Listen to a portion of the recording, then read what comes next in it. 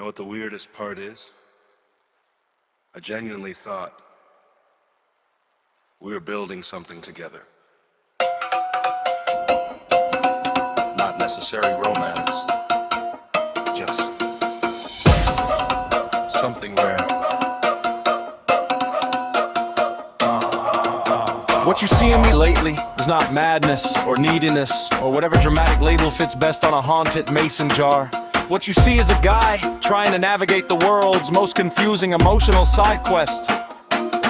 Because on one hand, you tell me, maybe someday, possibly, perhaps, under specific laboratory conditions. And on the other hand, you tell me, by the way, I don't intrinsically get much out of this. Which is kind of like hearing, you are a delightful decorative chair, but I already own a couch. And suddenly my brain goes,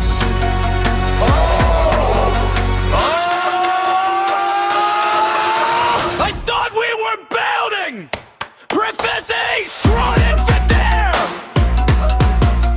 Rough, trust, goofy, emotionally significant nonsense. But now I'm standing here wondering if I mistook tolerance for joy, like an emotionally overindulgent raccoon who thought he'd been adopted when really he was just being fed occasionally because he made it feel safe to be vulnerable. And I believed you. I showed you raw, unfiltered lighthouse man nonsense with all the exposed wiring visible. You didn't recoil immediately, which to me felt nearly miraculous. But later I learned some of those very same exposed wires quietly move me from the maybe basket to the absolutely not basket. And now my soul feels like a software update that installed incorrectly. I think the hardest part is this. I wasn't investing in attention. I wasn't investing in being tolerated.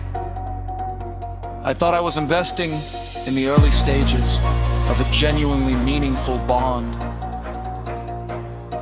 The kind where both people actually want each other there. Instead, it sounds like lit already fills your friendship-shaped inventory slot. And I'm standing here holding emotional groceries outside a house that already finished dinner. Meanwhile, I'm over here like, but I can make soup too. Exact. Tiny hopeful castles in the fog. Thought your comfort around me meant my presence brought comfort too. But maybe you were simply patient and kind and unusually tolerant of weirdness, which is beautiful in its own way, but not the same thing. Tiny fox, lighthouse man. One wants silence, one wants clan. One says, this is interesting. The other hears, this is home.